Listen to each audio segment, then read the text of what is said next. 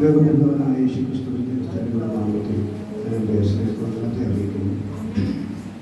2025 മൂന്നാമത്തെ മാസത്തിൽ വീണ്ടും ഒരുമിച്ച് ദൈവത്തെ സ്തുതിക്കുവാനും ബന്ധപ്പെടുത്തുവാനും ദൈവം വലിയ ഭാഗ്യത്തിനായിട്ട് ദിവസം നന്ദി പറയുന്നു.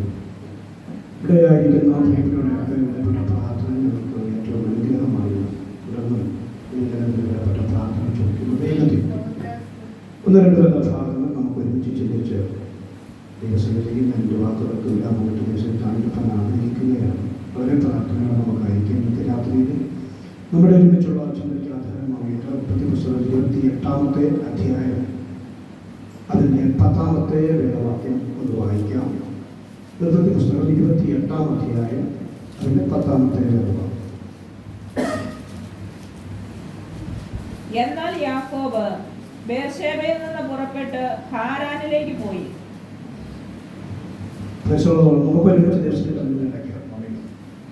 നമുക്കൊരുമിച്ച് നിമിഷം പ്രാർത്ഥിക്കാം. ഇവിടൊക്കെ കൂടാതെ വന്ന ഈ മീറ്റിംഗ് മൂന്നാമത്തെ മാസത്തിൽ ക്രമീകരിപ്പാണ്. നീതിമാനായിരിക്കുന്ന ദൈവത്തിന് വലിയ ഭാഗ്യത്തിലാണ്. നമുക്ക് നന്ദി പറഞ്ഞു. ഇന്ന് രാത്രിയിൽ കേൾക്കുന്നതായിരിക്കുന്ന ദൈവവചനം നമ്മുടെ ജീവിതത്തെ അനുദിനം ശക്തിപ്പെടുത്തേണ്ടതിന്, നമ്മെ ബലപ്പെടുത്തേണ്ടതിന് ഇന്ന് രാത്രികാല ദിവസത്തിലേക്ക് സമർപ്പിച്ചുകൊണ്ട് ഒരു നിമിഷം കൂടെ നമുക്ക് പ്രാർത്ഥിക്കാം. നിത്യനാകുന്ന ദൈവമേ, പരിശുദ്ധനായ കർത്താവേ, അനുഗ്രഹിക്കപ്പെടുന്നതായിരിക്കുന്ന രാത്രിക്കായിട്ട് ഞങ്ങൾ ഒരുമിച്ച് അംഗീകരിച്ചു.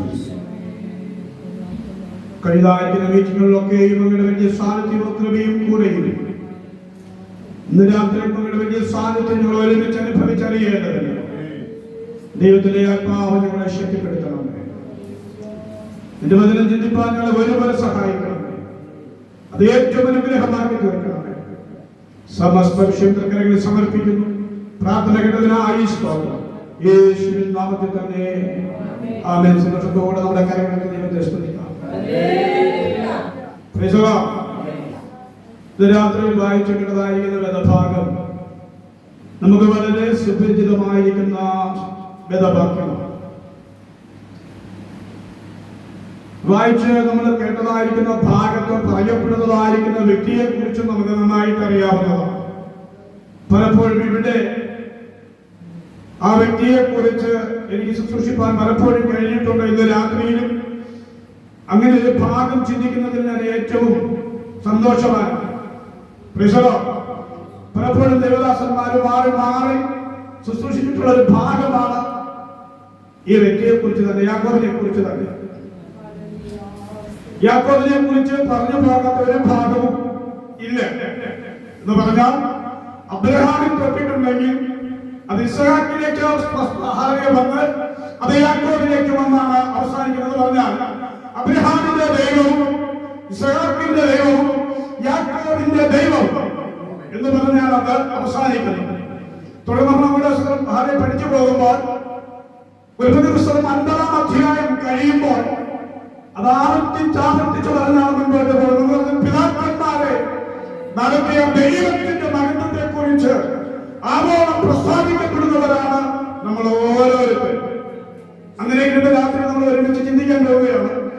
ഞങ്ങളുടെ വന്ന് ഇവിടുത്തെ ആരാധനയും ഞാൻ സംബന്ധിക്കുമ്പോൾ ഇവിടുത്തെ ആദ്യത്തെ പാട്ട് നമ്മൾ ഒരുമിച്ച് പാടി ആരാധിക്കുന്നതിനുള്ളിലേക്ക് വേഗത്തിൽ ഒരു വേദഭാഗം ഓടി വരുവാനിടയാണ്. ആ ഭാഗം കൂടെ ഒന്ന് ചൂണ്ടി കാണിച്ചിട്ട് വായിച്ചത് ഭാഗത്തിലേക്ക് വരികയാണ്. നമ്മൾ വായിക്കുന്ന പുസ്തകം 3-ാം അധ്യായം അതിന് 3-ാമത്തെ വേദവാക്യം. 20-ന്റെ പുസ്തകം 3-ാം അധ്യായം 3-ാമത്തെ വേദവാക്യം.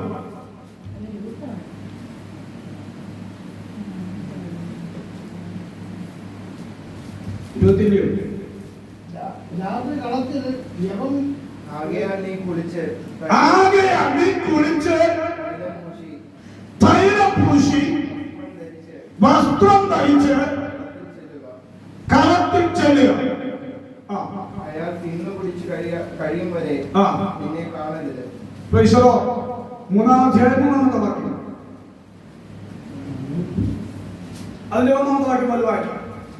അനന്തരം അവളുടെ അമ്മായിയമ്മയായ നവോമി അവളോട് പറഞ്ഞത്, മകളെ, നിനക്ക് നന്നായിരിക്കേണ്ടതിന് ഞാൻ നിനക്ക് വേണ്ടി ഒരു വിശ്രാമ സ്ഥലം അന്വേഷിക്കേണ്ടയോ?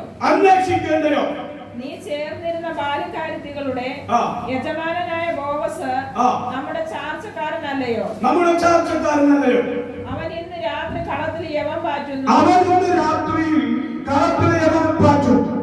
ആകയാൽ നീ കുളിച്ച് തൈലം പൂശി വസ്ത്രം ധരിച്ച് ചെല്ലുക. അയാൾ തിന്നു കുളിച്ച് കഴിയും വരെ നിന്നെ കാണരുത്. മൂന്ന് പ്രത്യേകമായിരിക്കുന്ന വിഷയം എടുത്ത് പറയപ്പെടേണ്ട ഒരു കാര്യമാണ്. അതിന് രാത്രിയിലൂടെ ആയിരിക്കുന്ന പ്രിയപ്പെട്ടവരും ഓരോരുത്തരും ചിന്തിക്കേണ്ടതുമായിരിക്കുന്ന ഒരു ഭാഗമാണ്, ഒരു ചിന്തയാണ്. അപ്പോൾ നമ്മെ വീണ്ടെടുക്കുന്നവരായിരിക്കുന്ന ബോവസ് നടത്തി വരുമ്പോൾ നമ്മളവിടെ കാണും. നമ്മൾ നടത്തി ചെല്ലണം. നമ്മൾ എന്തിനാണ് നടത്തി ചെല്ലേണ്ടത്? അവിടെ എന്താണ് നടക്കാൻ പോകുന്നത്? ഒന്നാമത്തെ ഭാഗം നീ എന്തിനും നന്നായിട്ട് കുളിക്കണം. നന്നായിട്ട് കുളിക്കണം. 2, നീ എന്ത് ചെയ്യണം? തൈലം പൂശണം. 3, നീ എന്ത് ചെയ്യണം? വസ്ത്രം ധരിക്കണം. ഈ ഭാഗത്തോട് ബന്ധപ്പെട്ടുള്ളത് നമുക്ക് കാണാൻ കഴിയണം. അപ്പൊ രൂത്തിന്റെ ജീവിതത്തിൽ സംഭവിക്കാൻ പോകുന്നത് നവോമി വളരെ വ്യക്തതയോടുകൂടെ നമ്മുടെ ചാറ്റക്കാരനെ ചൂണ്ടിക്കാണിക്കുമ്പോൾ ഇന്ന് രാത്രിയിൽ ദൈവാത്മാവിൽ എനിക്കൊന്ന് പറയുവാനുണ്ട്. നമ്മുടെ വീണ്ടെടുപ്പുകാരനായിരിക്കുന്ന ബോവസ് ഈ വായനയിലുണ്ടെങ്കിൽ നാം വന്നിരിക്കുന്നത് നന്നായി കുളിച്ച്, നന്നായി തൈലം പൂശി, നന്നായി നല്ല വസ്ത്രം ധരിച്ച് ഇന്ന് രാത്രിയിലായിരിക്കുന്നുവെങ്കിൽ ദൈവം നമ്മെ മാനിക്കുവാനുള്ള കാര്യം. ഇത് മൂന്ന് വിഷയമാണ്. കുളിക്കണം. അപ്പൊ നമുക്ക് സ്നാനത്തെ കുറിച്ചൊക്കെ പഠിക്കുമ്പോൾ നമുക്ക് കാണാൻ കഴിയും. ഈ കുളിയെ കുറിച്ച് ഒത്തിരി കാര്യമാണ് തുടങ്ങി കാര്യമൊക്കെ പറഞ്ഞ കാര്യമല്ലേ. ചിലർ പറഞ്ഞൊക്കെ നമ്മളൊക്കെ സ്വാഭാവികമായിട്ട് പറഞ്ഞൊരു കാര്യമാണ്. എന്തുവായാലും നനഞ്ഞു എന്ത് ചെയ്യുക? കുളിച്ച് എന്തായാലും നമ്മൾ ഇറങ്ങിയില്ലേ? ഇറങ്ങിയിട്ടുണ്ടെന്ന് ഉണ്ടെങ്കിൽ കുളി എന്ന് പറയുന്ന സ്നാനത്തെ കുറിച്ച് നമുക്ക് കാണാൻ കഴിയുന്നുണ്ട്. കാരണം പരിശുദ്ധാത്മാവിനെ കുറിച്ച് നമുക്ക് കാണാൻ കഴിയുന്നുണ്ട്. ഇപ്പൊ ബോവസ് കളത്തിൽ വരുമ്പോ നമ്മൾ അങ്ങനെ ആയിരിക്കണം. പരിശുദ്ധാത്മാവ് അഭിഷേകം പ്രാപിച്ചായിരിക്കണം നമ്മൾ ഇരിക്കേണ്ടത്. അവരെയാണ് ബോവസ് ഇഷ്ടം. ഇനി നമ്മൾ വിവരിപ്പാൻ ആഗ്രഹിക്കുന്നില്ല. ഇനി തൈലം പൂശുക. അഭിഷേകത്തിന് മറ്റൊരു ഭാഗമായി നമുക്ക് കാണുവാൻ കഴിയും. വസ്ത്രം നമ്മുടെ വിശുദ്ധകാരനെ, നമ്മുടെ വീണ്ടെടുപ്പ്, നമ്മുടെ വിശ്വാസത്തിന്റെ അതിന്റെ യാത്ര, ഇതിനെ കുറിച്ചൊക്കെ വളരെ വ്യക്തമായി നമുക്ക് ചിന്തിച്ചു പോകേണ്ടതാണ്. വായിച്ച ഭാഗത്തിലേക്ക് വരേണ്ടതുകൊണ്ട് ഞാൻ ഒറ്റ വാക്കിൽ ഇങ്ങനെ പറയുന്നു. ഇവിടെ നടത്തപ്പെടുന്ന ഐക്യ കൂട്ടായ്മയുടെ ഈ ആരാധന നടത്തപ്പെടുമ്പോ ഏകയാത്മാവിന നാം ആരാധിച്ച് അതിനെ മകത്തുമെടുക്കുവാൻ, അതിനെ വിടുതൽ അനുഭവിക്കുവാൻ ഇടയായി തീർന്നു. ഇത് പറഞ്ഞു പന്തലിപ്പാൻ ഇടയായി തീരും എന്നുള്ളതിന് യാതൊരു സംശയവുമില്ല. നിങ്ങളുടെ പ്രകാരങ്ങളുണ്ട് അല്ലെ? അവൻ എന്തിനാ വരുന്നറിയാമോ? അവൻ കളത്തിൽ തുഞ്ചുവാൻ വരുന്നു.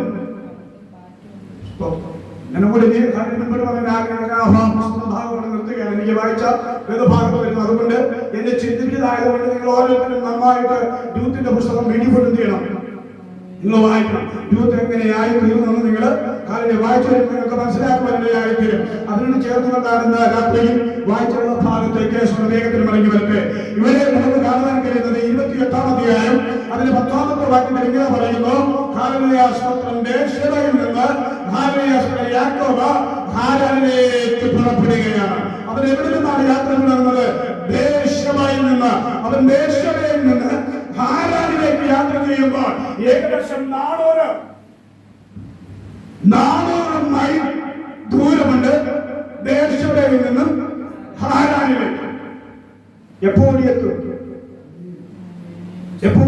ഇപ്പൊ ഏകദേശം അവന് 75-76 വയസ്സ് അവനിപ്പോഴുണ്ട്. നല്ല ചുരുളിപ്പുള്ളതായിരിക്കുന്ന സമയമാണ്. അതുകൊണ്ട് പ്രായത്തെ കുറിച്ചും ശാരീരിക പ്രക്രിയകളെ കുറിച്ചും ഒന്നുമെന്ന് പറയുന്നതിന് രാത്രി ആഗ്രഹിക്കുന്നില്ല.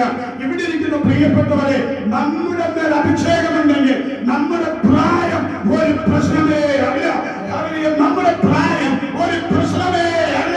നമ്മുടെ ശരീരത്തിന്റെ ബലഹീന വശങ്ങൾ ആദ്യ ദൈവം നോക്കുകയില്ല. കാരണം അകത്ത് മനുഷ്യൻ ആത്മാവിൽ ശൈത്യപ്പെട്ടുകൊണ്ടിരിക്കുകയാണ്.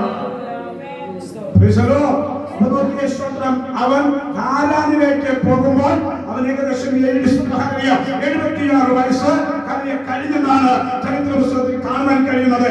അവൻ ഹാരാനിൽ ചെല്ലുമ്പോൾ അവൻ 77 വയസ്സുണ്ട് എന്നാണ് ചരിത്ര പുസ്തകം നമ്മെ പഠിപ്പിക്കുകയാണ്. അപ്പോൾ അവൻ എവിടെ നിന്നാണ് പോയത്? ബേർശേബയിൽ നിന്ന്. എന്ന് പറഞ്ഞാൽ അപ്പന്റെ അടുക്കൽ നിന്ന്, അമ്മയുടെ അടുക്കൽ നിന്ന്, സഹോദരന്റെ അടുക്കൽ നിന്ന് ഇവൻ വെറുതെ പോയതല്ല. ഇവന്റെ യാത്രയ്ക്ക് ഒരു പുറപ്പാട് തുടക്കം കുറിക്കുകയാണ്. എന്ന രാത്രി നമ്മൾ ഒരുപാട് കേട്ടിട്ടുള്ളതായ ഭാഗമായതുകൊണ്ട് എത്രത്തോളം അതിന്റെ വ്യാപ്തിയിലേക്ക്, എത്രത്തോളം അതിന്റെ അനുഗ്രഹത്തിലേക്ക് ചെന്നെത്തുമെന്ന് എനിക്കറിയാൻ കൂട്ടുന്നില്ല. പക്ഷെ ഞാൻ ഒന്ന് ചിന്തിക്കുന്നു, പരിശുദ്ധാത്മാവ് ഇന്ന് രാത്രിയിൽ ആ വേദവാക്യം, ആ ഭാഗം നമ്മെ ചിന്തിപ്പിക്കുന്നുവെങ്കിൽ ദൈവത്തിന്റെ ആത്മാവിന് നമ്മെ കുറിച്ചൊരു പദ്ധതിയുണ്ട്. അത് തികച്ചെടുക്കണം. അതിന് നമ്മൾ എന്ത് ചെയ്യണം? നമ്മളെ ഏൽപ്പിച്ച് കൊടുക്കണം. ഒരു പുറപ്പാട്. ഇവ പുറപ്പെടുവാനുള്ളതായിരിക്കുന്ന കാരണമൊക്കെ നമുക്ക് നന്നായിട്ട് അറിയാം. കാരണം ഒരു അനുഗ്രഹത്തിന്റെ പ്രശ്നമാണ് ഇതിനെല്ലാം കാരണമായി തീർന്നത്. ഇന്ന് രാത്രിയിൽ ദൈവാത്മാവിനെ ഓർമ്മപ്പെടുത്താം. വാഗ്ദത്തമുള്ളവൻ അവനത് നന്നായിട്ട് മനസ്സിലാക്കും. മറ്റുള്ളവരെ മനസ്സിലാക്കിയില്ലെങ്കിലും വാഗ്ദത്തം എന്റെ പറഞ്ഞിട്ടുണ്ടെങ്കിൽ ഞാനത് നന്നായി മനസ്സിലാക്കി ദൈവസന്നിധിയിൽ ആത്മാർത്ഥമായി പ്രാർത്ഥിക്കുവാനിടയായി തീരും. അവിടെ ദൈവം പ്രവർത്തിക്കുവാനിടയായി തീരും. ഇന്ന് രാത്രി ഇങ്ങനെ പറയാം, യാക്കോബിന്റെ അറിവ് നമ്മുടെ അറിവ് എത്രയാണെന്ന് നമുക്കറിയത്തില്ല. ഞാൻ ഇങ്ങനെയാണ് പഠിക്കുമ്പോൾ എനിക്ക് മനസ്സിലായത്, നമ്മുടെ ആത്മീയത എത്രയുണ്ടെന്ന് നമ്മൾ അറിയുന്നത് എപ്പോഴാണെന്ന് അറിയുമോ? ഒരു ഞായറാഴ്ച ആരാധന വരുമ്പോൾ നമ്മുടെ ആത്മീയതയുടെ അളവ് നമ്മളറിയും. വെള്ളിയാഴ്ച ഉപവാസ പ്രാർത്ഥനയാണ്, സഭാഭാസം നിർബന്ധമായി വിളിക്കുമ്പോൾ നമ്മളറിയും നമ്മുടെ ആത്മീയതയുടെ അറിവത്രത്തോളം ഉണ്ട് എന്ന്. അങ്ങനെ ഓരോന്നാണ് നമ്മൾ അറിയുന്നത്. ഇന്ന് രാത്രി വിളിച്ചതല്ല, യാക്കോബിന് ഒരാള് ഇപ്പൊ നമ്മുടെ യാത്രമാണ്. പക്ഷെ തുടർന്ന് നമ്മൾ അങ്ങോട്ട് പഠിച്ചു പോകുമ്പോൾ അവന്റെ പേര് ദൈവം മാറ്റി. ദൈവം മാറ്റിയ പേരെന്തോ? ഇസ്രായേൽ. അവനെങ്ങനെ ഇസ്രായേലായി? ഒന്നാമത്തെ ഭാഗം ഇങ്ങനെ പറയാം, അവന്റെ സൗമ്യതയും അവന്റെ അറിവുമാണ് ദൈവം അവനെ പിന്തുടരുവാൻ ഇടയായി തീർന്നത്. ഒന്ന് അവന്റെ സൗമ്യത. എന്താണ് അവന്റെ സൗമ്യത? എന്താണ് അവന്റെ അറിവ്? ഒന്നാമത്തെ അറിവിതാണ് അവൻ അമ്മയോട് പറയുന്നുണ്ട്, അമ്മ പറയുന്നത് പോലെ ഞാനിപ്പോൾ ചെയ്തു കഴിഞ്ഞാൽ എനിക്കിപ്പോൾ അനുഗ്രഹം കിട്ടും. അപ്പന്റെ കയ്യിൽ നിന്ന് അനുഗ്രഹം മേടിക്കാം. പക്ഷെ പിന്നത്തേക്ക് എനിക്കിത് ശാപമായി തീരും. കാരണം എന്നെ കുറിച്ചുള്ള അറിവ് നിങ്ങൾക്കുണ്ട്. നിങ്ങൾക്കുണ്ട്. എന്റെ അപ്പൻ ആരാണുള്ള അറിവ് നിങ്ങൾക്കുണ്ട്. അതിന്റെ വലിയപ്പനായിരിക്കുന്ന അബ്രഹാം ആരാണെന്നുള്ള അറിവ് നിങ്ങൾക്കുണ്ട്. ആ അറിവ് നിങ്ങളായി എത്തിക്കരുത്. ഒരറിവ് അല്ലേ? ഒരറിവ്. നമ്മളെല്ലാം ഇവിടെ നിന്ന് ആരാധിക്കുമ്പോൾ നമ്മൾക്ക് നമ്മുടെ ദൈവത്തെ കുറിച്ച് ഒരറിവുണ്ടാകണം. ഒരറിവുണ്ടായി നാം ദൈവത്തെ സ്തുതിക്കുവാനിടയായ നമ്മുടെ പേരുകളെ തിരുത്തി കുറിച്ച് ദൈവത്തിൽ ലഭിക്കുവാനിടയായി തീരും. സ്തോത്രം. ഞാൻ ഒത്തിരി വായിച്ചൊത്തിരി പഠിക്കുന്ന കാര്യമാണ്. അവരിത് പറയാനുള്ള ഒരു കാരണം ചുറ്റുപാട് നിന്ന്, കൂട്ടുകാരുടെ ഇടയിൽ നിന്ന്, അവരുടെ മാതാപിതാക്കളുടെ പിതാക്കളിൽ നിന്ന് അവരുടെ സഹോദരങ്ങളിൽ നിന്നൊക്കെ യാക്കോബിനോട് പറഞ്ഞു, അത് നിന്റെ അപ്പനായിരിക്കുന്ന ഇസഹാക്കിനെ നിന്റെ വലിയപ്പച്ചൻ എങ്ങനെ കിട്ടിയെന്നറിയാമോ? നീ കിരിയുടെ സന്തതിയായി അവന്റെ തലമുറയാണ് നീ എന്ന് പറഞ്ഞ വലിയപ്പച്ചനോട് വാഗ്ദത്തം ചെയ്ത ദൈവം അത് വിട്ടുപോകാതെ അതിന്റെ തലമുറകളെ ചെയ്യുവാനാണ്. രാത്രി പറയട്ടെ, ഇവിടെ മീറ്റിംഗിൽ കഴിയുന്ന കൂട്ടായ്മയുടെ ഭവന്തരായിരിക്കുന്ന പ്രിയപ്പെട്ടവന്റെ മേൽ ഒരു വാഗ്ദത്തമുണ്ടെങ്കിൽ ഇന്ന് രാത്രി വിളിച്ചു പറയുന്നു, അത് തലമുറയുടെ ദൈവം കൈമാറാൻ.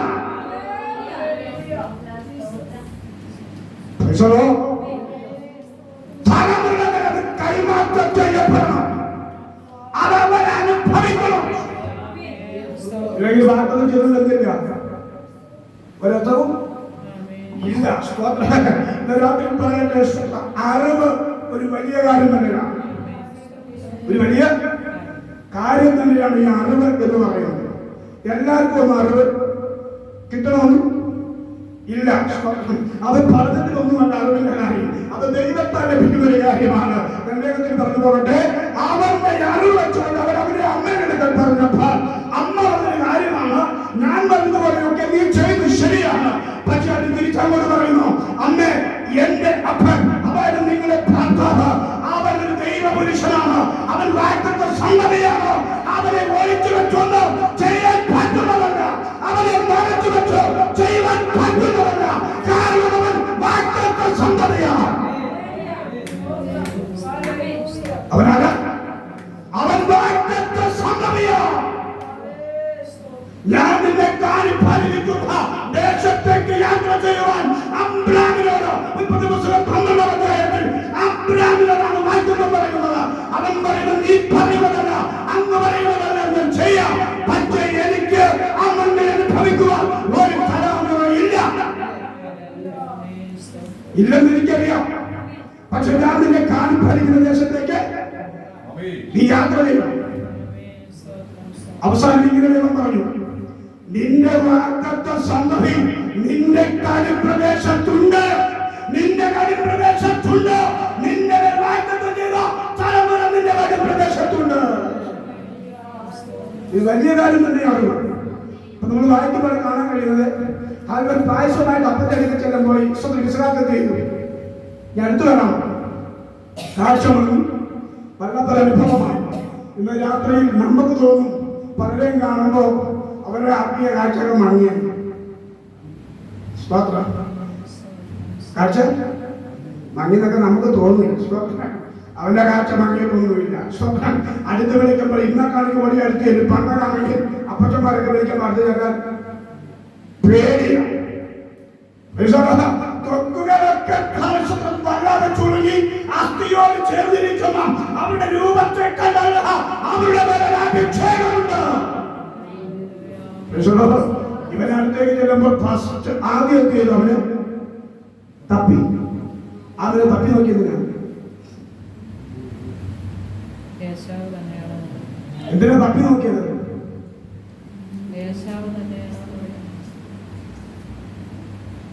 ആദ്യത്തെ അവന്റെ ശബ്ദം കേട്ടപ്പോഴേ മനസ്സിലായി ഇതാരാ? യാക്കോബ് തന്നെ. യാക്കോബ് തന്നെയാണ്. അല്ലേ? നീ ഇനി അടുത്ത് വാ. സ്തോത്രം. സംശയം ആര് തട്ടി? ഒരു കാര്യം ഞാൻ പറയാം, അപ്പനെ മറിക്കാം, അമ്മയെ മറിക്കാം, സഹോദരങ്ങളെ മറിക്കാം, ബന്ധുക്കളെ മറിക്കാം, ചാറ്റക്കാരെ മറിക്കാം, സകലരെയും മറിക്കാം. പക്ഷേ നല്ല ദൈവങ്ങളുള്ള അഭിഷേകമുള്ള അഭിഷേകനെ, അധികം കാഴ്ചപ്പാടുള്ള അഭിഷേകനെ മറയ്ക്കുവാൻ അനുവദിക്കുന്ന ദൈവമല്ല. ദൈവത്തെ മറക്കാം. കരിയത്തിന്റെ മുന്നിലെ കരിയത്തിന്റെ കേട്ടോ സ്വന്തം പറയട്ടെ, അവരെ തപ്പി നോക്കുന്ന അവന്റെ ശബ്ദങ്ങളുടെ തന്നെ തിരിച്ചറിഞ്ഞു. അതുകൊണ്ട് വേണ്ടി അടുത്ത് വരാൻ പറഞ്ഞു. പിന്നീടുള്ള ഭാഗമൊന്നും വിവരിക്കുന്നില്ല. ശബ്ദത്തിനും പിടിച്ചു. എന്തുവായിരുന്നാലും അവൻ അനുഗ്രഹിക്കുമെന്ന് പറഞ്ഞതല്ലേ. ഒന്ന് ഈശ്വരനറിയാം, ഇവന്റെ ഒരു വാക്തത്വമുണ്ട്, ഇവന്റെ ഒരു വാക്തത്വമുണ്ട്, ഇവന്റെ ഒരു വാക്തത്വമുണ്ട്. അത് എന്റെ ഭാര്യ അറിയാതെ അവളാണ് ആദരവ് കാണിച്ചത്. അതുകൊണ്ട് അവരെ അനുഗ്രഹിക്കുക.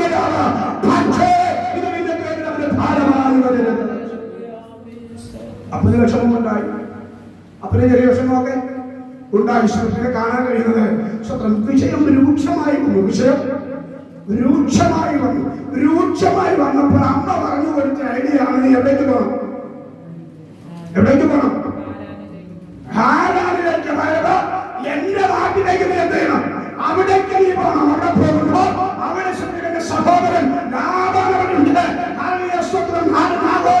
മകനായിരിക്കുന്ന ലാബാൻ അവിടെയുണ്ട്. നിയമത്തിന്റെ അടുക്കലേക്ക് നീ ചെല്ല്. ഐഡിയ ഞാൻ പറഞ്ഞു കൊടുത്തതല്ല, അമ്മയെ പറഞ്ഞു കൊടുത്ത്. ഇനി അങ്ങോട്ടുള്ള യാത്ര ഏകദേശം 147 വയസ്സ് പ്രായമുള്ള സമയത്ത് യാക്കോബ് ഇപ്പൊ മിസ്രൈമിലാണ് ജീവിച്ചു. മിസ്രൈമിൽ നിൽക്കുന്ന യാക്കോബ് അവന്റെ മുന്നിൽ കാണുന്ന യോസഫിനെയും അവന്റെ 2 തലമുറകളെയും അവനെ അനുഗ്രഹിക്കുമ്പോ വല്ലാതെ കൈവിടയുവാനിടയായി. യോസഫ് കറക്റ്റായിട്ട് പിടിച്ചു വെച്ചു എന്ന് പറഞ്ഞാൽ അപ്പൻ അമ്മ പറ്റിയ തെറ്റ് അത് വീണ്ടും ആവർത്തിക്കരുത്. തെറ്റുകളെ തിരുത്തി അത് മുന്നോട്ട് പോകുവാനിടയായി. ഇടത്തു നിർത്തേണ്ടവനെ ഇടത്തും, വലത്തു നിർത്തേണ്ടവനെ ഒത്തിരി വിവരിക്കുന്ന കാര്യമാണ്. പോകട്ടെ. ഞാൻ പറഞ്ഞത് ഇപ്പൊ 147 വയസ്സുള്ള യാക്കോബ് ഇപ്പം ഇസ്രായേലിലാണ് എന്ന് പറഞ്ഞാൽ ഇവര് 2 പേര് ചേർന്ന് അപ്പനെ കളിപ്പിച്ചപ്പോൾ 11 പേര് ചേർന്ന് ഇവരെയും കളിപ്പിച്ചു. അന്ന് ആരെ കുറിച്ചാണ് കളിപ്പിച്ചത്? ഇപ്പൊ അവൻ ഇസ്രായേലിൽ ഭക്ഷ്യവകുപ്പ് മന്ത്രിയായി, അവിടെ സ്ഥാനാധിപതിയായി അവനവിടെ ഇരിക്കുമ്പോൾ അവിടേക്ക് അപ്പനെ ആനയിച്ചു കൊണ്ടുവരുവാനുള്ള ആഗ്രഹിക്കുന്നു. അപ്പോൾ യാക്കോബിന്റെ യാത്രയുടെ പ്രാരംഭഘട്ടം എന്ന് പറഞ്ഞാൽ ബേർശേബയിൽ നിന്ന് ഹാരാനിലേക്ക് പുറപ്പെട്ടു പോകുകയാണ്. ഏകദേശം 400 മൈൽ യാത്ര ചെയ്ത് അവിടെ പോകണം. മൊത്തത്തില് 20 വർഷം പാർക്കുവാനിടയായി എന്ന് പറഞ്ഞാൽ 2 ഭാര്യയും 2 ദാസിമാരും അവരുടെ മക്കളുമായിട്ട് അവിടെയായി. 20 വർഷം തികയുമ്പോൾ അതിനവിടെ നിന്ന് തിരിച്ച് ബേർശേബയിലേക്ക് വരികയാണ്. ഇന്ന് രാത്രി ഈ ഭാഗങ്ങളൊക്കെ വിവരിച്ചു പോകേണ്ടതാണ്. അതൊന്നും തന്നെ വിവരിക്കാൻ കൂടുതൽ ഞാൻ ആഗ്രഹിക്കുന്നില്ല. ഇവർ യാത്ര ചെയ്യുമ്പോൾ ആദ്യത്തെ സ്റ്റെപ്പ് ഇവർ വല്ലാതെ ഓടി. അതിപ്പോൾ ബെഥേലി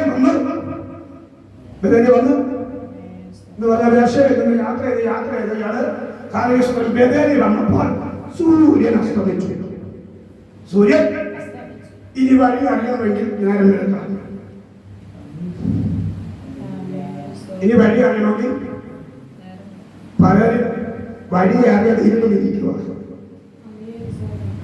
വഴി അറിയാതെ പിന്നെ വല്ലപ്പോഴൊക്കെ വെള്ളിയാഴ്ച, ചൊവ്വാഴ്ച, ഞായറാഴ്ച, ബുധനാഴ്ചയൊക്കെ ചില വെളിച്ചം കിട്ടുന്നത് കൊണ്ട് അതിനകത്ത് കപ്പി അങ്ങ് നിൽക്കുകയാണ്.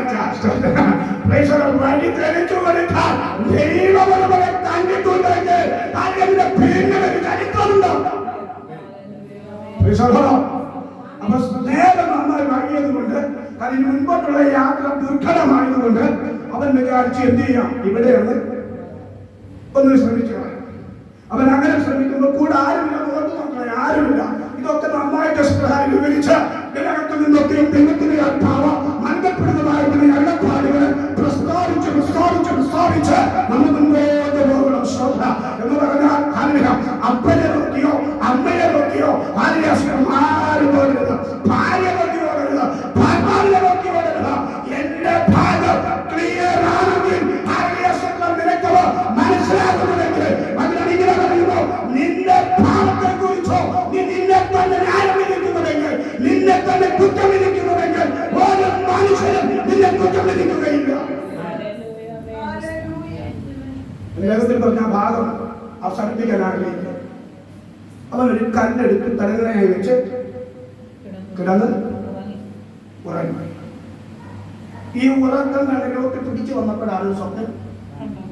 നമ്മൾ പലരും സ്വപ്നം കണ്ടോണ്ട, പലരും സ്വപ്നം കണ്ടോണ്ട എന്ന് പറഞ്ഞാൽ നമ്മൾ ഉണർന്നിരിക്കുമ്പോഴും സ്വപ്നം കണ്ടോണ്ടായിരിക്കും, ഉണർന്നിരിക്കുമ്പോഴും നമ്മൾ സ്വപ്നം കണ്ടോണ്ടായിരിക്കും. ഇവരുടെ സ്വപ്നം കണ്ടു. ഇവരുടെ സ്വപ്നം എന്തുവാ? ഭൂമിയിൽ നിന്നും സ്വർഗത്തോളം എത്തപ്പെടുന്നതായിരിക്കുന്ന ഒരു കോവേൽ. ഈ കോവേലിൽ കൂടെ ദൂതന്മാര് ഇറങ്ങുകയും കയറുകയും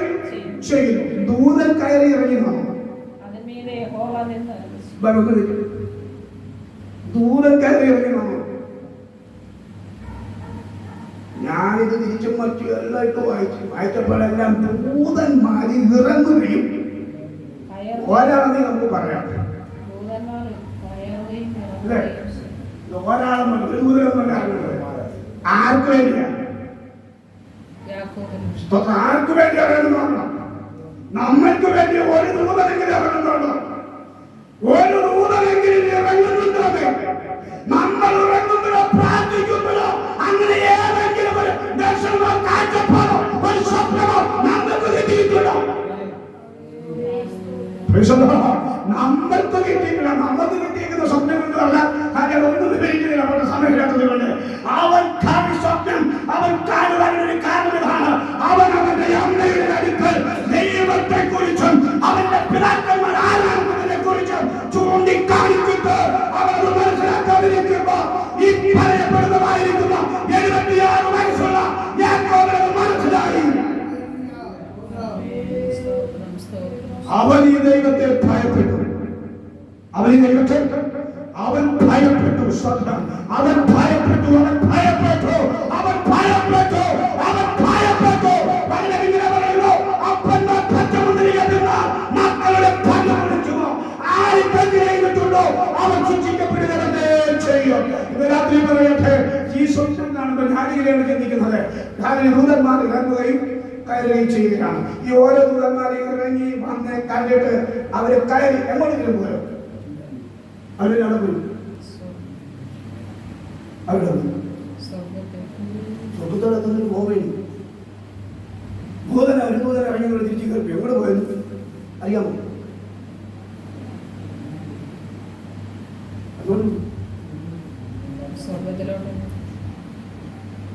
പോയത് ഇറങ്ങി വന്ന് അതിന്റെ തിരിച്ചു കയറി എവിടെ പോയത്? എവിടെ പോയത്? നമ്മുടെ ഭൂമിയില സ്വർഗത്തിലാണ്. സ്വർഗത്തിൽ നമ്മുടെ രാജാവ് അവന്റെ സിംഹാസനത്തിൽ അവൻ ഇരിക്കുമ്പോ അവൻ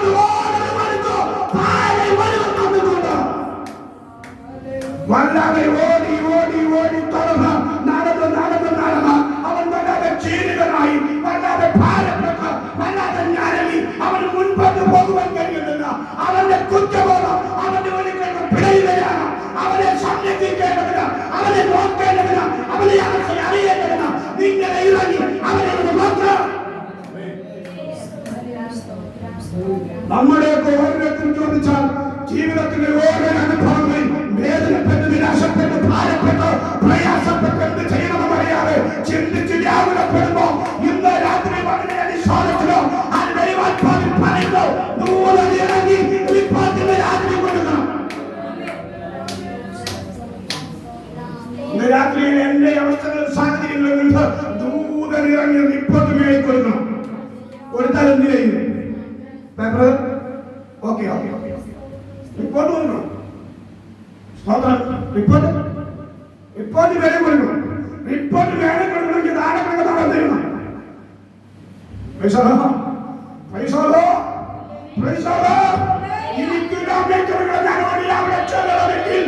എന്നെ സഹായിച്ചേ മതിയാകും.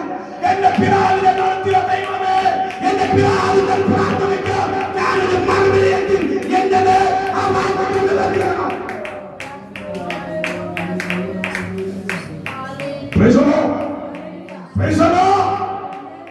ഓരോ ദൂതൻ ചെന്ന് ഓരോ കാര്യം ഒരു ദൂതൻ എന്ന് പറഞ്ഞു, ഇനി അവന് മുൻപോട്ട് പോകണമെങ്കിൽ നാളെ അടക്കാനുള്ള പൈസ അവർ കൊടുത്താലേ കാര്യം നടക്കും. അവൻ മര്യാദ അവരുടെ വീട്ടിൽ നടക്കണം. അവൻ മര്യാദ വന്നിരിക്കും. അഷ്ടോത്രം ഇനി അവൻ മുൻപോട്ട് പോകണമെങ്കിൽ ആ പേപ്പർ തരണം. ഒന്ന് ശരിയാണ് എങ്കിലും മുൻപോട്ട് വാങ്ങാൻ പറ്റും. ഇങ്ങനെ ഓരോരുത്തരുടെ ഓരോ കാര്യങ്ങൾ പറയുമോ? ദൂതന്മാരെന്ന് പറയുന്നോറും ആരെ പിതാവായിരിക്കുന്ന ദൈവം സിംഹാസനത്തിൽ ഇരിക്കുന്നവൻ പറഞ്ഞു, ഇവൻ പാതി വഴിക്ക് ചെല്ലുന്നതിന് മുൻപ് അവന്റെ വിഷയത്തിന് മറുപടി അവന് വരുന്നവന്റെ പേര് മാറ്റി അവനെ അനുഗ്രഹിച്ച് അവന്റെ പിതാക്കന്മാരോട് പോലെ അവനെ പുതിയ ഇസ്രായേലായി അവനെ മടക്കിക്കൊണ്ടുവരാം. ഇന്ന് രാത്രി ദൈവത്തിന്റെ ആത്മാവ് പ്രവർത്തിക്കേണ്ടതിന് മാത്രം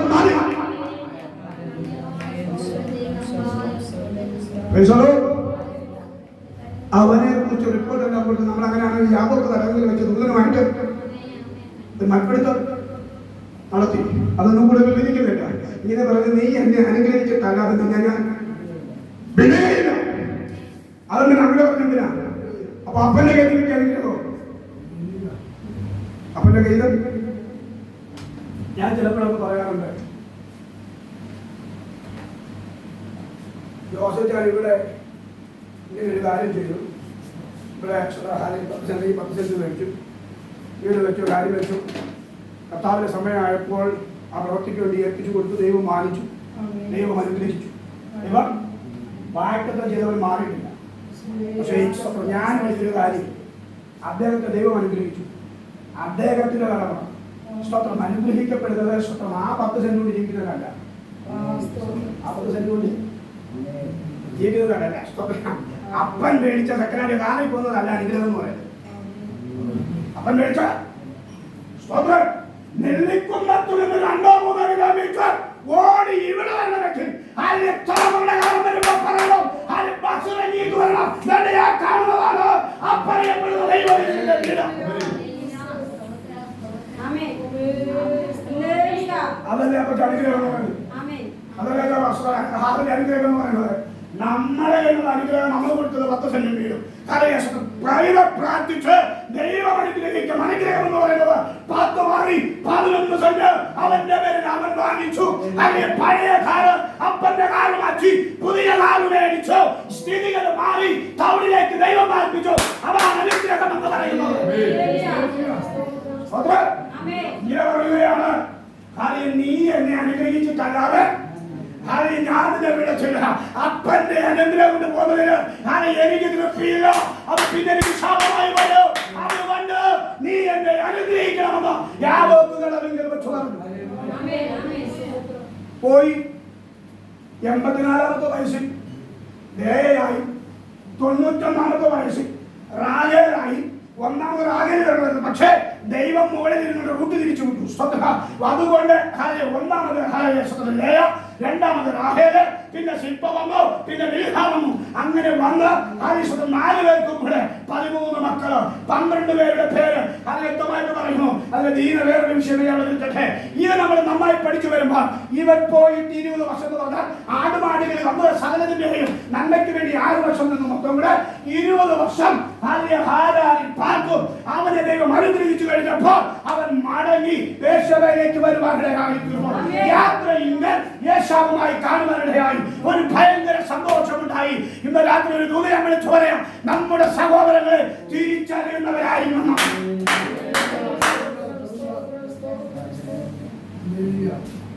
അവനെന്നെ വെട്ടിക്കൊല്ലുന്നു. അവൻ അനുഗ്രഹം ഞാൻ മേടിച്ചുകൊണ്ട് പോയി. വല്ലാതെ വേദനപ്പെട്ടു അല്ലേ? സ്വന്തം നോക്കിയേ, യാക്കോബ് നന്നായിട്ട് വേദനപ്പെട്ടവൻ. അവൻ പറഞ്ഞു, ഞാൻ എന്റെ സഹോദരൻ എന്റെ ജ്യേഷ്ഠനെ കാണുമ്പോ ഞാൻ ഓടിച്ചെന്ന് അവനെ കെട്ടിപ്പിടിച്ച് അവനെ ആരെങ്കിലും ചെയ്ത് അവനെ ചുംബിച്ച് ഞാൻ കരയും.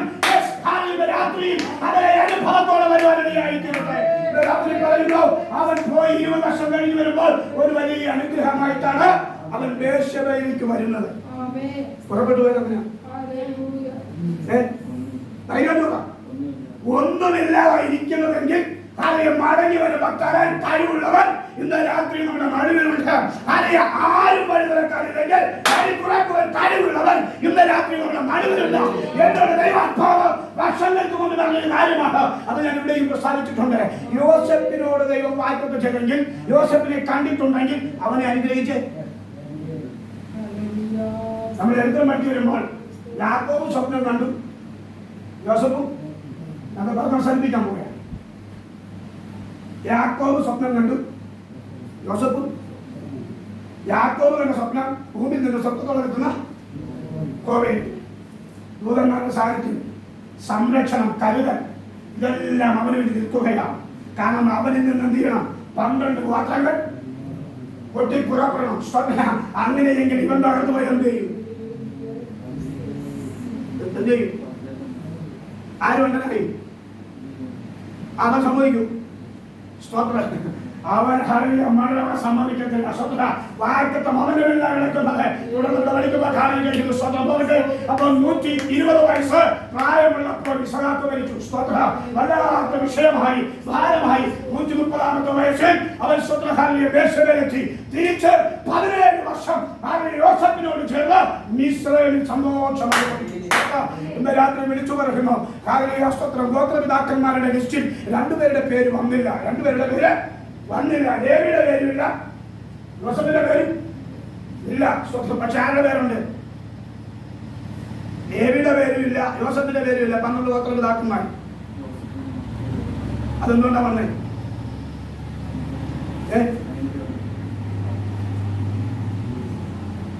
യാക്കോബ് തെറ്റുകളെ കുറിച്ച് അനുസരിച്ചു പശ്ചാത്തപിച്ചവൻ ബദരി വന്നവരുടെ പൊട്ടി കരഞ്ഞു. യോസഫ് സ്വപ്നം കണ്ടു. കത്തകൾ നക്ഷത്രങ്ങൾ അല്ലേ നമസ്കരിച്ചോ? സ്വപ്നം ഞാൻ ആദ്യം പറഞ്ഞ ഭാഗത്തേക്ക് വരികയാണ്. അവന്റെ അറിവ്, യാക്കോബിന്റെ അറിവ്. 2 യോസഫിന്റെ അറിവ്. യോസഫിന്റെ ഈ 2 അറിവും കൂടെ ഒന്ന് നമ്മളൊന്ന് പഠിച്ചു നോക്കിയേ. പുറപ്പെട്ടു പോയപ്പോൾ ഒന്നുമില്ല. പക്ഷേസ്ത്രം നിറമുട പോലെ അവന്റെ കവിത്തളങ്ങളിൽ കൂടെ അരിക്കണ്ണുരുകുമ്പോ അകത്തളം പിടയുമ്പോ സഹോദരങ്ങളോട് പകയില്ലാതെ സഹോദരങ്ങൾ പകയില്ലാത്ത യോസേഫിനെ കാണുന്നത്. എന്റെ സൗമ്യത എന്ത് ചെയ്യും? എന്റെ സൗമ്യത നിന്നെ വലിയവനാണ്. യാക്കോബിന്റെ സൗമ്യത നമ്മൾ കണ്ടു നോക്കി. യോസേഫിന്റെ സൗമ്യത ഒന്ന് കണ്ടു നോക്കി. വലിയവനായില്ലേ? യാക്കോബ് യോസേഫിന്റെ മക്കളെ കണ്ട് ഇരുവരെയും അനുഗ്രഹിച്ച് 147 വയസ്സിലാണ് തന്റെ പ്രാണൻ ചെയ്യുന്നത് വിട്ടുകൊടുക്കറിയും തന്നെ നിര്യാണ. സ്തോത്രം. 77 വയസ്സ് മുതൽ 147 വയസ്സിൽ കൂട്ടി വന്നു. ഇത്തിരി സമയം എന്ത് ചെയ്തു? അവന് വലിയവനാക്കി. ഇതൊക്കെ ഞാൻ പറഞ്ഞ് അവസാനിപ്പിക്കുകയാണ്.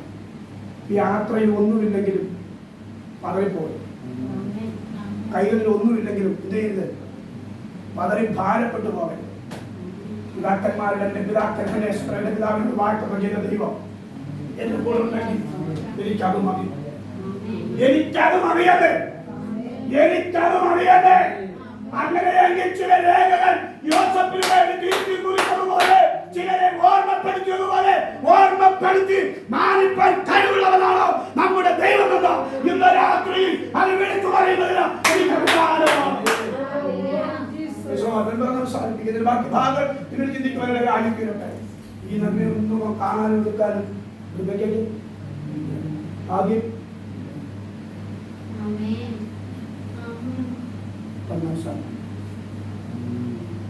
ഒന്ന് യാക്കോബിന്റെ അറിവ്. എന്താ പറയുക? ദൈവത്തെ കുറിച്ചുള്ള അറിവ്. തന്റെ പിതാക്കന്മാരുടെ വാഴ്ത്തത്തിൽ ചെയ്ത ദൈവത്തിന്റെ അറിവ്. പിതാക്കന്മാരെ നടത്തി എന്നുള്ളൊരു അറിവ് നമുക്കുണ്ടാകും. ഈ അറിവുണ്ടെങ്കിൽ എന്ത് ചെയ്യും? ഞാൻ തന്നെ പറയാനില്ല. അപ്പൻ പാട്ടുപാടി പ്രാർത്ഥിച്ചില്ലെങ്കിൽ അമ്മ പാട്ടുപാടി പ്രാർത്ഥിച്ചില്ലെങ്കിൽ അവർ 2 പേരും സന്ധിക്ക് പാട്ടുപാടി പ്രാർത്ഥിച്ചില്ലെങ്കിൽ എന്ത് ചെയ്യണം? നന്നായി പാട്ടുപാടി ദൈവത്തെ ആരാധിക്കും.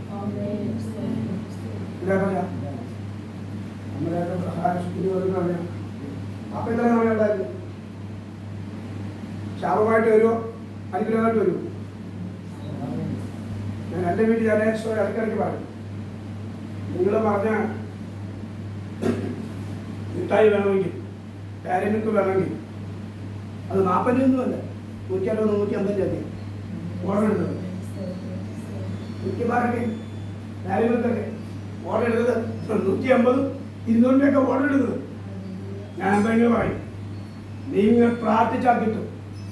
പ്രാർത്ഥിച്ചാൽ ഇല്ലെങ്കിൽ അത് എന്നൊരു ചരിത്രക്കാര് പറയുകയും ചെയ്യും. ഞാൻ പറഞ്ഞത് 26 വർഷം, എൻ്റെ 26ാമത്തെ വർഷം, 26 വർഷവും എൻ്റെ ഭാര്യ എൻ്റെ മാതാപിതാക്കന്മാർക്ക് തന്നെ ആഹാരത്തെക്കാൾ അധികമായി ദൈവജനം ദൈവദാസൻ എന്ന നിലയിൽ ദൈവത്തിൻ്റെ പ്രതിപുരുഷൻ എന്ന നിലയിൽ അവർ തന്നതും കഴിച്ചതും കുടിച്ചതുമാണ് എൻ്റെ ബ്ലഡ് ഓടുന്നത്. അപ്പൊ ഞാൻ ആരോട് കണക്ക് കൊടുക്കണ്ട?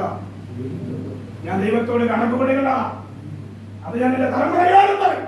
ഇന്ന് രാത്രി വിളിച്ചു പറയുന്നു, അബ്രഹാം കൊടുത്ത അറിവ് ഇസ്ഹാക്കിനുണ്ട്, ഇസ്ഹാക്ക് കൊടുത്ത അറിവ് റിബേക്ക തെറ്റിച്ചെങ്കിൽ ഇന്ന് രാത്രി പറയുന്നു, യാക്കോബ് അത് സൂക്ഷിച്ചു പിടിച്ചു.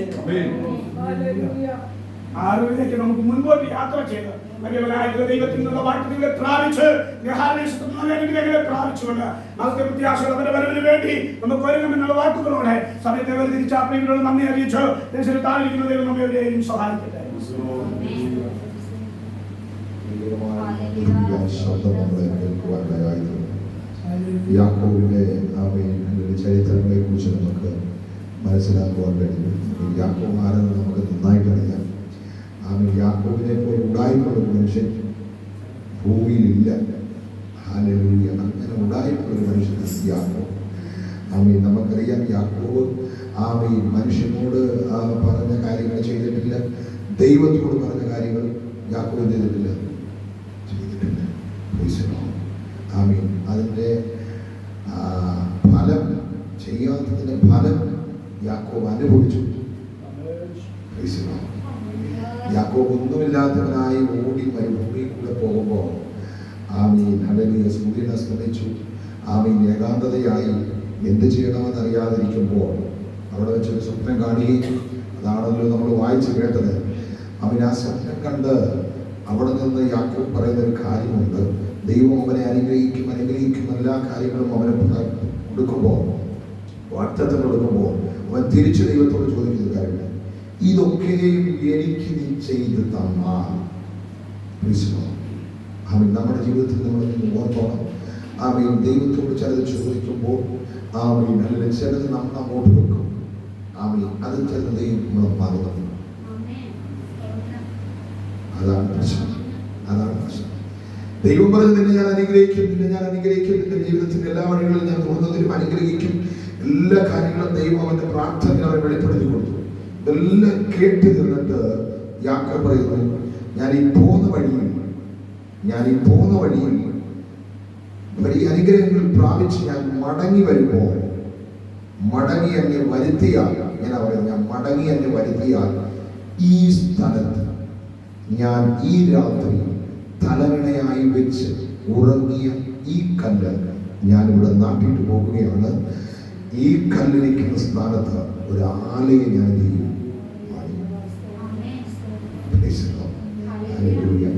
നമ്മുടെ ജീവിതത്തിൽ വരുന്ന പരാജയങ്ങളെ കുറിച്ച് തമ്പുരാൻ അവിടെ കാണിക്കുകയാണ്. തമ്പുരാൻ പറഞ്ഞ വാക്കൊന്നും മാറ്റി അവനെ അനുഗ്രഹിച്ചു.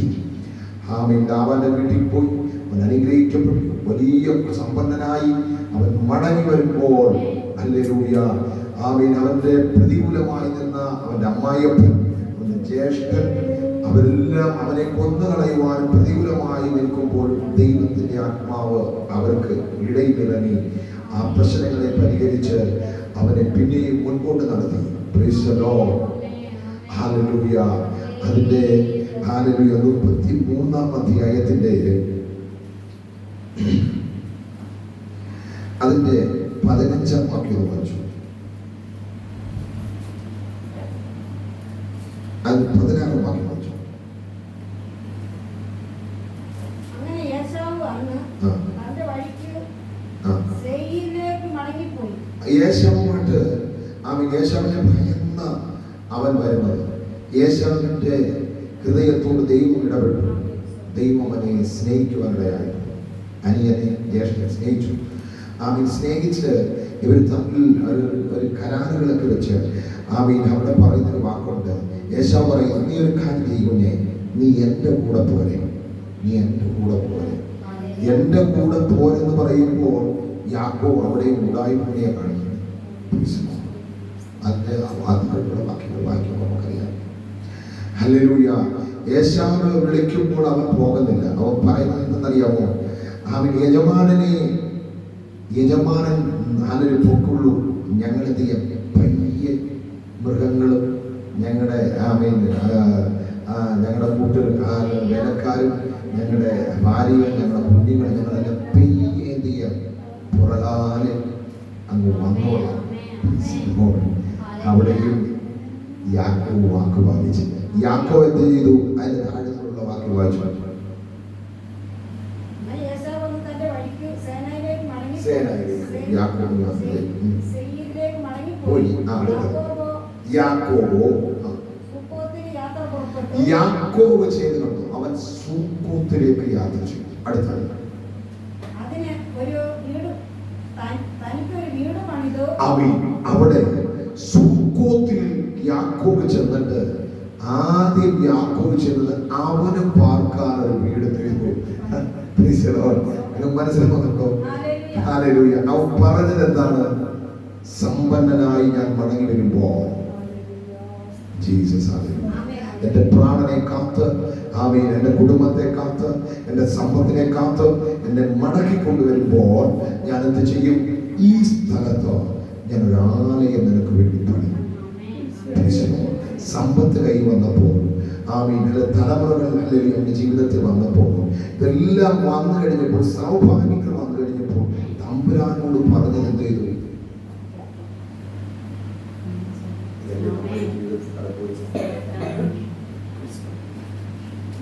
നമ്മുടെ ഒരാഴ്ച നമ്മുടെ ഇന്നലെയായി അടുത്ത ആഴ്ച മാസം ക്രാന്തി എനിക്ക് ദൈവപാദത്തിൽ ഒരു 2 ദിവസം അല്ലെങ്കിൽ 1 ദിവസം ഇരിക്കണം. ദൈവപാദത്തിൽ ഇരിക്കണം, പ്രാർത്ഥിക്കണം. ദൈവം ചെയ്ത ഉപകാരങ്ങൾക്ക് നന്ദി പറയുന്നുണ്ട്. എനിക്ക് ഓർമ്മ നമ്മൾ തീരുമാനമെടുക്കും. പക്ഷേ ആ ദിവസങ്ങൾ വരുമ്പോൾ ചില നന്മയുടെ വഴികളെ കൂടെ നമ്മളെ സാധാരണ നമ്മുടെ മനസ്സിനെ അല്ലെങ്കിൽ അവിടെ സൂക്കോത്തിൽ യാക്കോബ് എന്നിട്ടൊരു ഭവനം പണിഞ്ഞു. അടുത്തത് അടുത്തത് പണിതത് യാക്കോബ് അടുത്തത് ചെയ്ത് കണ്ടോ? അവൻ സ്വന്തമായി പാർക്കാൻ ഒരു വീട് പണിഞ്ഞു. അടുത്തത് അവന്റെ മൃഗങ്ങൾക്ക് അതിനെ പാർപ്പിക്കാൻ ഒരു തൊഴുത്ത് അവൻ പണിയും. അവൻ കർത്താവിന് ആലയം പണിയുന്ന കാര്യത്തിൽ കാരണം എന്തെന്നറിയാമോ? അവൻ ദ്രവ്യാഗ്രഹമുള്ളവനായി മാറി. അവൻ സമ്പത്തിന് അവനെ ആശ വെച്ചതുകൊണ്ട് അവൻ കർത്താവിന്റെ മുഖത്തേക്ക് നോക്കാൻ മറന്നുപോയി.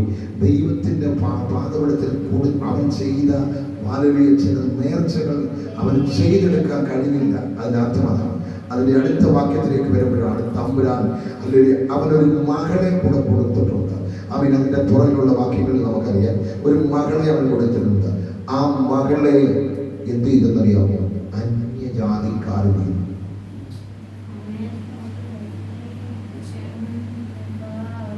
ജീവിതത്തിൽ പരാജയങ്ങൾ വന്നപ്പോൾ, ജീവിതത്തിൽ നിന്ദകൾ വന്നപ്പോൾ യേശുവിന്റെ നാമത്തിൽ ഹല്ലേലൂയ 35-ാമത്തെ വാക്യം ഹല്ലേലൂയ അധ്യായത്തിൽ വരുമ്പോൾ ദൈവം അവനോട് വീണ്ടും സംസാരിക്കുകയാണ്.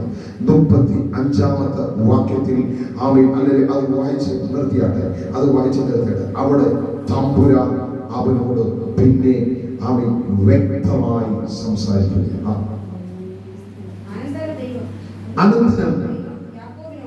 അനന്തരം ദൈവം യാക്കോബിനോട് നീ പുറപ്പെട്ട് ബേഥേലിൽ ചെന്ന് പാർക്കാം. നിന്റെ സഹോദരനായ ഏശാവിന്റെ മുമ്പിൽ നിന്ന് നീ ഓടിപ്പോകുമ്പോൾ നിനക്ക് പ്രത്യക്ഷനായ ദൈവത്തിന് അവിടെ ഒരു യാഗപീഠം ഉണ്ടാകും. അടുത്തത് അപ്പോൾ യാക്കോബ് തന്റെ കുടുംബത്തോട് കൂടെയുള്ള എല്ലാവരോടും കണ്ടോ, നിങ്ങളുടെ ഇടയിലുള്ള അന്യദേവന്മാരെ നീക്കിക്കളഞ്ഞു നിങ്ങളെ തന്നെ ശുദ്ധീകരിച്ച് വസ്ത്രം മാറി നാം പുറപ്പെട്ട് ബേഥേലിലേക്ക് പോകാം.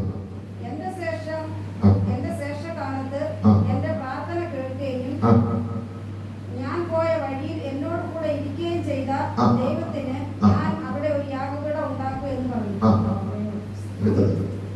അങ്ങനെ അവർ തങ്ങളുടെ പക്കലുള്ള അന്യദൈവങ്ങളെ പക്കലുള്ള അന്യ ദൈവങ്ങളെയും കാതുകളിലെ കുണുക്കുകളെയും കാതുകളിലെ കുണുക്കുകളെയും യാക്കോബിന്റെ പക്കൽ കൊടുത്തു. യാക്കോബിന്റെ പക്കൽ കൊടുത്തു. യാക്കോബ് അവയെ ശെഖേമിനരികെയുള്ള കരിവേലകത്തിന് കീഴിൽ കുഴിച്ചിട്ടു. Praise God. Praise the Lord. Praise the Lord. കണ്ടോ, ആഡംബരവും അമ്മയിലെ ദ്രവ്യാഗവും അവനെ മൂടിയത് കൊണ്ട് അവൻ ദൈവം പറഞ്ഞ സ്ഥാനത്തേക്ക് പോകാൻ അവന് കഴിഞ്ഞില്ല. അവന്റെ മുമ്പ് നിൽക്കുന്ന പിൻഗാമികൾ ആമേൻ ലോകപരമായിരിക്കുന്ന ജീവിതത്തിൽ ജീവിക്കുന്നത് കൊണ്ട് അവനെ അങ്ങോട്ട് പോകാൻ കഴിഞ്ഞില്ല. ദൈവം പിന്നെയും നേരിട്ട് അവനോട് സംസാരിച്ചപ്പോൾ അവന് ബോധം വന്നു. അവൻ പറയുകയാണ്, നിങ്ങളുടെ കാതിൽ കിടക്കുന്ന കുണുക്കുകൾ ഒക്കെ നീക്കിക്കളയുക. നമ്മൾ എങ്ങോട്ട് പോകുക? യേശുവിന്റെ നാമത്തിൽ നമ്മൾ എങ്ങോട്ട് പോകുക? ദൈവസന്നിധിയിലേക്ക് പോകുക. ഹല്ലേലൂയ. നമ്മൾ എങ്ങോട്ട് പോകാൻ? ദൈവം വസിക്കുന്നിടത്തേക്ക് പോകുകയാണ്. യേശുവിന്റെ അധികാരമുള്ള നാമത്തിൽ അന്യ ദേവന്മാരുടേതായ പിടുത്തമുണ്ടല്ലോ, അതൊക്കെ കൊണ്ട് പൊട്ടിച്ചു മാറ്റുക. അതൊക്കെ കൊണ്ട് നീക്കിക്കള. നമ്മൾ പോകാൻ പോകുന്നത് യഹോവയുടെ സന്നിധിയിലേക്കാണ്. അവൻ പറയുന്ന ഇടത്തേക്കാണ് നമ്മൾ പോകുന്നത്. അവൻ ഇരിക്കുന്നിടത്തേക്ക് നമ്മൾ ഇരിക്കണമെങ്കിൽ ഇതൊന്നും നമ്മളെ ഭരിക്കാൻ പാടില്ല. ഇതൊന്നും നീക്കിക്കള. നമുക്ക് പോകാം ബേഥേലിലേക്ക്.